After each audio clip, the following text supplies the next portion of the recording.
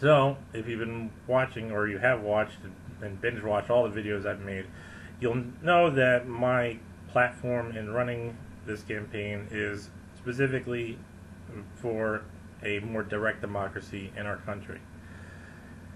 I still haven't been really trying to be overt and public about this campaign. I'm just waiting. I'm still in the. I want to wait and see if I get discovered, picked up somewhere, something like that.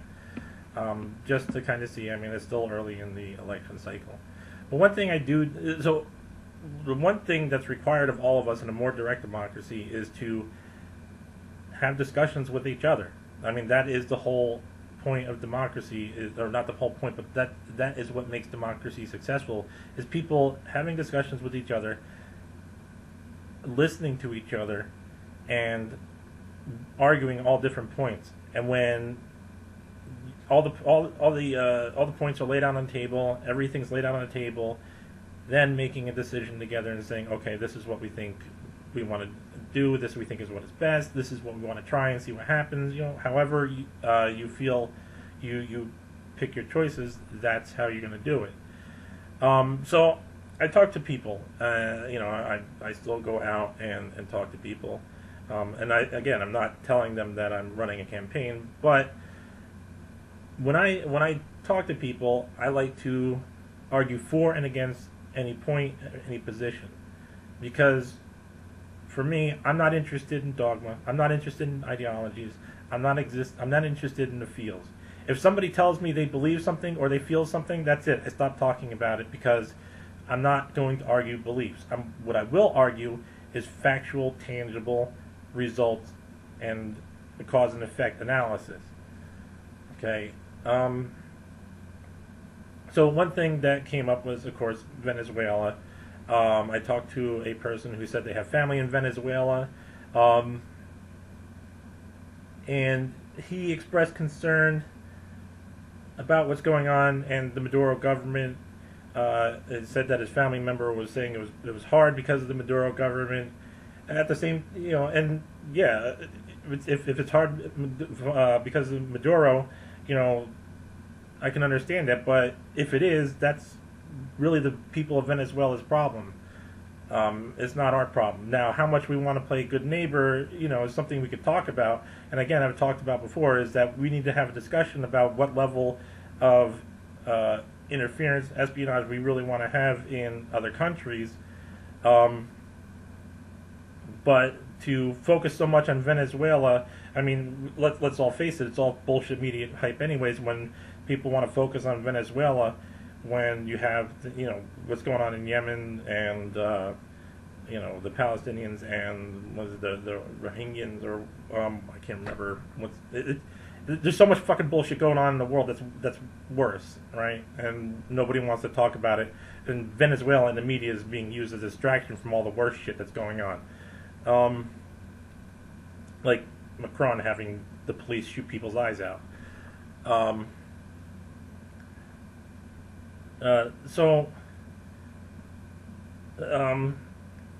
Yeah, I mean, you get a lot of. I believe actually recently there was a protest in Venezuela, uh, saying that they didn't. The Venezuelans were saying they didn't want the U.S. back coup. Another people were pointing out earlier was, how the people that are for Guaido, who never even ran for president, are big shock lighter in skin, and people for Maduro are darker in skin. I've only seen this from one source, so I can't really say express one way or another. But the big idea is that Venezuela's internal politics are not our problem unless we're going to fix all the other world problems. Which, oh wait, we did. There's authoritarian regimes everywhere. So yeah, I mean, it is a concern of people, and it's understandably a concern of people. My concerns with Venezuela have to do more with the geopolitics, especially involving China, and the ecological issues that the people in our government want to or people behind our government want to raid the country for. And most prominently the Koch brothers. So I mean, it wasn't a whole in-depth conversation. Another thing we talked about was corporations. He expressed concern about Amazon not being in New York. Now, one thing with corporations, let me say his argument. His argument was, it provided a whole bunch of jobs, people coming there.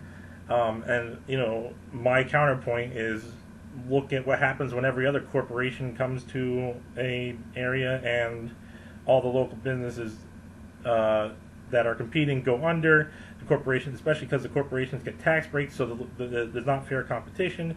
Especially because this person was a small business owner, I was kind of befuddled because I was like, why would you be in favor of corporate tax breaks rather than a tax break for small businesses so that you can thrive and not have to struggle so hard? Why should you have to struggle unfairly when there's a corporation that lives that exists mostly on government subsidies? And especially if you look at a corporation, okay, if a small business, so the bigger business gets, the higher the overhead to income ratio becomes. Okay, because once you start building multiple locations, you have to have district managers, regional managers, the cocksucker level executives, and all that stuff. That's overhead. Those are people that are not bringing in money. With a small business, you are working with customers.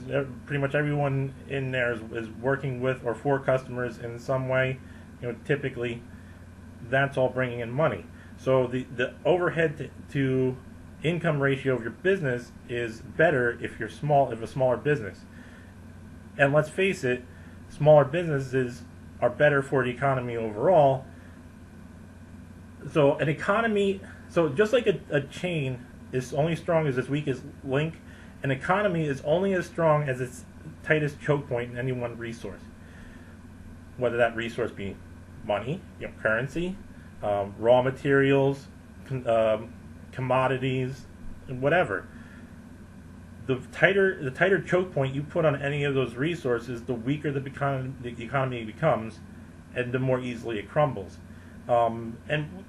Just to kind of go on a side note, we can see this reflected in nature, where biodiversity is important because it's the movement, cross movement, not just straight top, start point to end point, but start point to this point to that point to down here movement, and then back around. So those are what makes strong economies. Or that's something that keeps a strong economy. And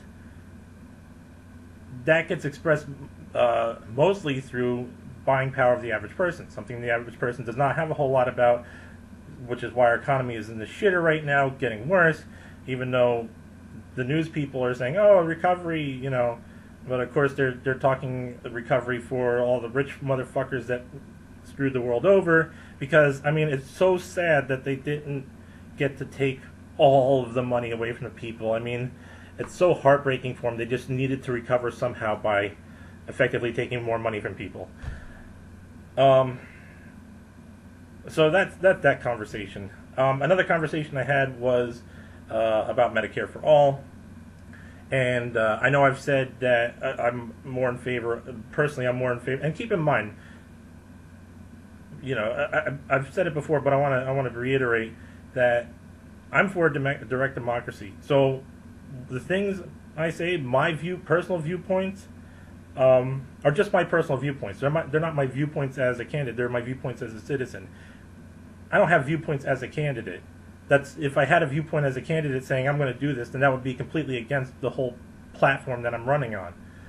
So my personal viewpoints are just as a citizen, you and I having a conversation on the topic, what I think, what I observe, what I'm wary of, what I'm hoping for.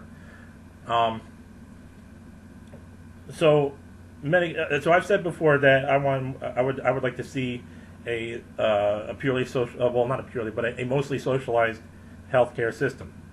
Something where because if we're gonna get fucked anyways, let's have fewer people to blame. That's why I want a more socialized healthcare system.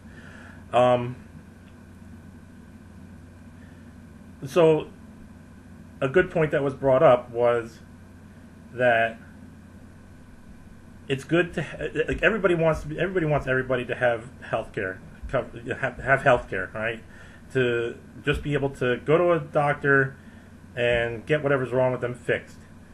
But at the same time, too, and I agree with this, was concerned is that you have certain people that are just fuck offs. When I was in the Navy, I had this Master Chief. He had what he called the 90-10 rule, and he said, well, 90% of the people do what they're supposed to do all the time, but you get 10% of the people that are complete fuck offs and don't do what they're supposed to do, but you spend 90% of your resources dealing with those 10% of the people, which it seems pretty true from my experience.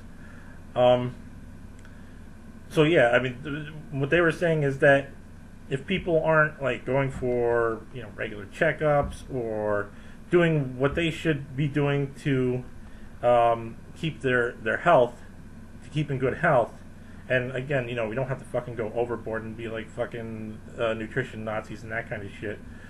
Then yeah, these people need to be dealt with in some manner, and that's fair. That's totally fair. It's totally reasonable.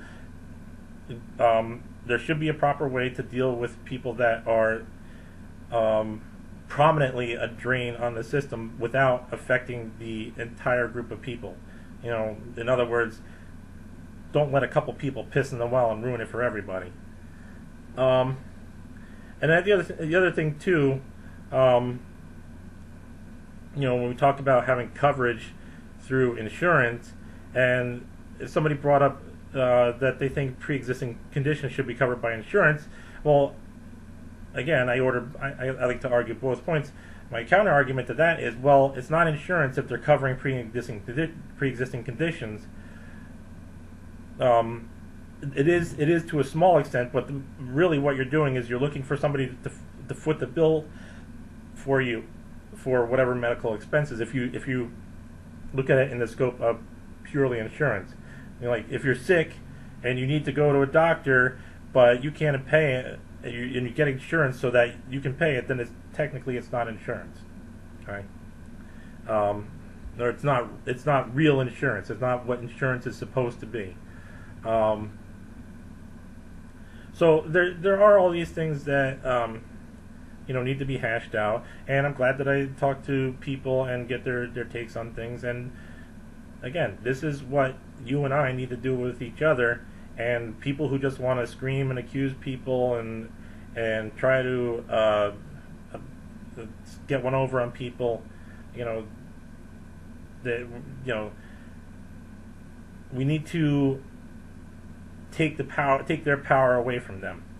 Okay, I don't want to say that they should be totally excluded, because let's face it, a broken clock is right twice a day, and I don't know why that's become my new fucking favorite saying, but just deal with it. We need to have discussions, not power grabs, and that's what we should be looking forward to. So there you go. There's that little bit of talking I've done with people. If I have any more interesting conversations, I will talk about them.